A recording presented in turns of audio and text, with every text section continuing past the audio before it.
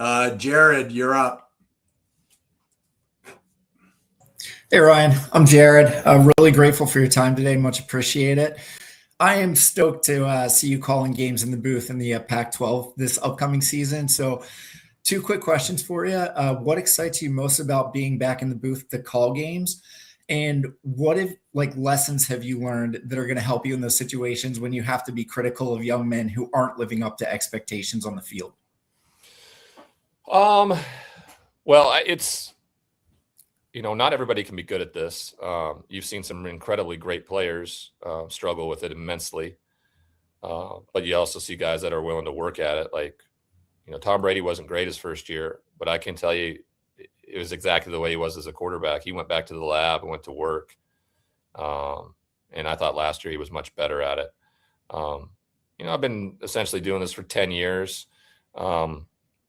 Being able to say something in a 15 to 20-second span in layman's terms to express what just happened to grandma and grandpa who are sitting at home on their couch, I think it's a skill that's not easily attained. And so I don't have a problem being critical of young men.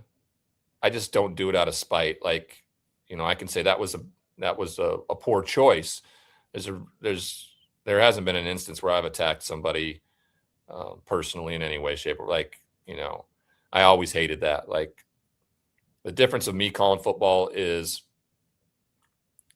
I liken it to when I grew up with my dad, just sitting on the couch. My dad was always kind of the play-by-play guy. He would kind of tell the situations. Fourth down, Ryan, it's here. We're at the 25-yard line. And when the play was over, I'd tell Dad what happened. And when I start working with new broadcasters, I tell them that story. Like, this is how I call games. Like, I'm sitting on the couch with my dad. And it's incredibly freeing and relaxing. And I never feel like I'm searching for words. I feel like there's so many, especially at the top, Kirk Herbstreit from one of them. I feel like he's got like a vocabulary list, like taped up next to the monitor he's watching the game on, and he's got to get all these vocabulary words in. And I'm just like, it's just not the same. And I really enjoy it. And it turns out I ended up being really good at it, which is crazy because I don't think I was a very articulate person. You look at interviews I did while I was playing, or certainly leading up to prison, I was not incredibly articulate. I think being quiet for a long time in prison, reading a bunch, contemplative conversations with my roommate about real life and real things, I think of.